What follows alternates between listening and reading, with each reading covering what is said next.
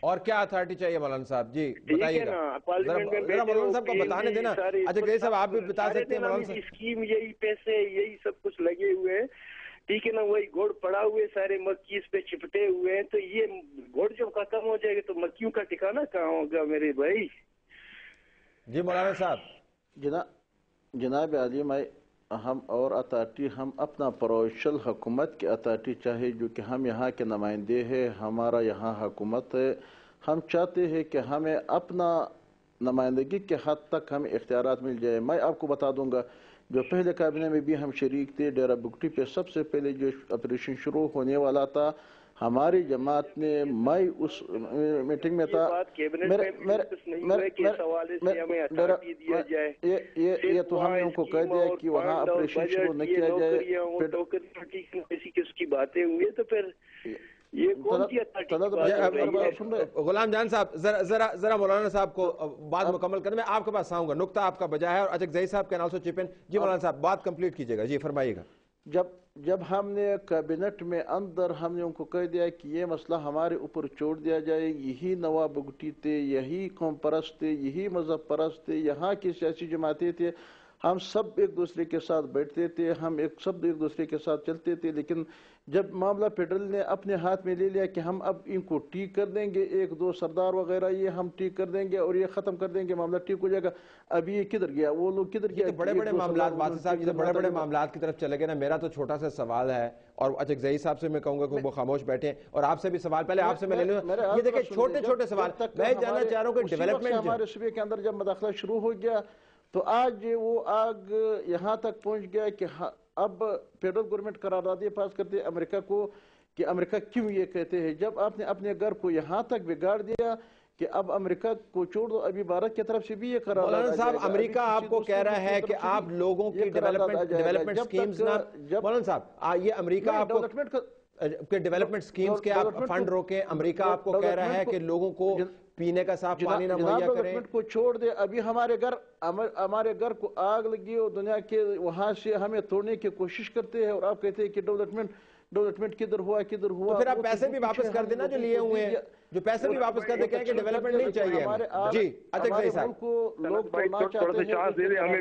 صاحب بولیے گا. گو ہیڈ اچھا صاحب، گو ہیڈ. سر میری گزارش یہ ہے کہ میں اپنے کلیگ سے اس بارے میں اتفاق نہیں کروں گا، کیونکہ جب ہم آئے تھے تو ہمارا بجٹ اراؤنڈ 60 ارب روپے کا تھا اور اس وقت ہم 160 ارب روپے پہ پہنچ چکے ہیں. بڑی مہربانی، بہت شکریہ. ٹھیک ہے، نیشنل فائنانس کمیشن کے ذریعے جو ہمیں جو ڈیولپمنٹ ملی ہے، ہمیں اپنے گریبان میں بھی جھانکنا ہوگا، اس میں کوئی شک نہیں ہے. میں نے آپ کو کہا کہ ہم اس کے لیے کام کر رہے ہیں، لیکن اس کا ہرگز یہ مطلب نہیں ہے کہ ہم اپنے آپ کو مورد الزام نہیں ٹھہرائیں گے اور بری ذمہ ٹھہرائیں گے. ہمیں یہ رسپانسبلٹی لینی پڑے گی اور ہم لے رہے ہیں اور we are working on that کہ لینڈ آرڈر سچویشن کو ٹھیک کرنا بھی ہماری ذمہ داری ہے. اور ڈیولپمنٹ کے حوالے سے ہم اگر اس سنسیئر ایفرٹس کے ساتھ جتنی فنڈ ہمیں میسر ہے، اگر ہم انہی کی ڈیولپمنٹ وہاں پر کامن آدمی تک ہم پہنچانے میں کامیاب ہو گئے تو میں نہیں سمجھتا کہ ہمارے یہاں کسی کو کوئی گلہ شکوہ رہے گا، کوئی پرابلم ہوگی. جہاں تک بلوچستان کے ایز اے ہول آپ بات کر رہے ہیں تو میں آپ سے گزارش نہیں کروں گا کہ بلوچستان پاکستان کا مستقبل ہے. اس میں آپ کی جو ذخائر ہے، گوادر پوسٹ ہے، یہ ساری یہ سسٹم، یہ دنیا آپ کو اتنی آسانی کے ساتھ ان کو آپ ڈیولپ کرنے نہیں دے گی. یہ پرابلم ہوں گی اور یہ پرابلم چلتی رہیں گی. آپ صرف موجودہ حکومت کو مورد الزام نہیں ٹھہرا سکتے ہیں. اس کی وجہ یہ ہے کہ میرے بھائی، میرے کلیگ جو ہے نا، وہ کہہ رہے ہیں کہ پچھلے 60 سالوں سے ہمیں نظر انداز کیا جا رہا ہے. تو میری گزارش یہ ہے کہ اس سے پہلے بھی ہماری گورنمنٹ سے پہلے بھی تو گورنمنٹس آئی ہیں، ان کے اوپر کسی نے کیوں ہاتھ نہیں اٹھایا؟ ان سے کسی نے کیوں نہیں پوچھا کہ یہ سوال نہیں کیا کہ بھائی آپ کے ٹینور میں آپ نے بلوچستان کے لیے کیا کیا؟ کیا اس وقت اگر یہ پرابلمز تھی تو آپ نے یہ آواز کیوں بلند نہیں کی؟ اچھا صاحب آپ کی اجازت سے اس کا جواب دے دوں تھوڑا سا. یہ جو آپ نے سوال اٹھایا اہم سوال ہے، اپنی طرف سے اس کی وضاحت دینا چاہوں گا. ایک تو اس میں حقیقتاً کوتاہی تھی، گزشتہ حکومتوں سے یہ سوال نہیں پوچھا گیا، پوچھا جانا چاہیے تھا. ذاتی طور پر کم از کم میرا ضمیر مطمئن ہے کہ جنرل مشرف کے دور میں ہم نے یہ سوال اٹھایا، لیکن اس بحث کو ہم چھوڑے دیتے ہیں. اس حکومت سے اس وجہ سے ہم پوچھ رہے ہیں، یہ جو آپ نے بیان کیا کہ جو بجٹری ایلوکیشنز ہیں وہ بڑھ گئی ہیں، فنڈز ایلوکیشنز جو بڑھ گئی ہیں، پروونشل اٹانومی کے اندر اضافہ ہوا ہے، 20ویں ترمیم کنسنسس کے ساتھ پاس ہوئی ہے. یعنی اس حکومت کے دور میں، اس دور کے اندر جتنی چیزیں مہیا کی گئی ہیں ان کا کچھ مثبت نتیجہ نکلنا چاہیے تھا. جو میرا سوال اور غلام جان بلوچ صاحب کا جو تنقید ہے اس کی بنیاد یہ ہے کہ جب کچھ نہیں دیا تو پوچھ پرتیت نہیں ہونی چاہیے تھی. اب اتنا کچھ مل رہا ہے تو اس کا نتیجہ تو مانگ رہے ہیں، نتیجہ کدھر ہے اس کا؟ جی برادر، میں تھوڑی سی گزارش یہ کر دوں کہ غلام جان بلوچ میرے بھائی ہیں، میرے کلیگ ہے، لیکن اس کا اپنے ایک ذاتی اس کا مسئلہ ہے. فار ایگزامپل انہوں نے ہمارے جو منسٹر صاحب ہیں پی این ڈی کے، انہوں سے انہیں سوال کیا. گزارش کائنڈلی اگر آپ میری گزارش سن لیں، میری گزارش سن لیں آپ غلام جان بھائی. میں چھوٹی سی گزارش یہ کروں گا کہ جو آپ نے سوال کیا تھا کہ میرے فنڈ انہوں نے مسئلہ ہے ذاتی رائے یا مجھے وہ ذاتی مسئلہ اور ذاتی رائے نہیں پوچھ رہا ہے. میری گزارش سنیں. میرے کہنے کا مقصد یہ تھا، پہلے جو میں نہیں سنیں نا، آپ سنیں میری گزارش سنیں. آپ کو موقع ملے گا بات کرنے کی، آپ مجھے ذرا سنیں تو صحیح. میری گزارش یہ ہے کہ آپ نے جو کوشچن کیا تھا، جو سوال اٹھایا تھا، آپ کی پارٹی کا اندرونی معاملہ بھی ہے جو آپ کو بھی پتا ہے، مجھے بھی علم ہے اس کا. لیکن گزارش یہ ہے کہ اس کی بنیاد کے اوپر میں ہرگز یہ نہیں کہتا کہ ہم نے جو کچھ ہمیں کرنا چاہیے تھا ہم 100% وہ کرنے میں کامیاب ہوئے ہیں.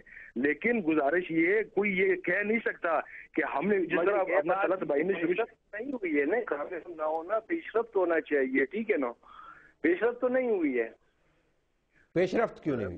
میری گزارش یہ ہے، میں نے کہا آپ کو بلوچستان پاکستان کا مستقبل ہے. اس میں اندر صرف اور صرف ہماری پروونشل گورنمنٹ کی پیش رفت تھی، اس کی اتنی اہمیت نہ اکیلے یہ کر سکتی ہے اور نہ اس کی اتنی اہمیت بنتی ہے. اس میں آپ کے سارا سسٹم انوالو ہوتا ہے. تو اس کو ڈیولپ ہوتے ہوتے اس میں آپ کا فیوچر کی ضمانت. اچھا چلے، اب مجھے پروگرام ختم بھی کرنا ہے. جاتے جاتے میں پوچھ لوں، جگزئی صاحب گورنر ہے نا ہمارے بلوچستان صوبے میں؟ جی وہ کدھر ہیں؟ کوئٹہ میں. اچھا، نظر نہیں آتے کبھی وہ؟ نہیں، کوئٹہ. اچھا، ہی از ان کوئٹہ. چل، گڈ ٹو نو.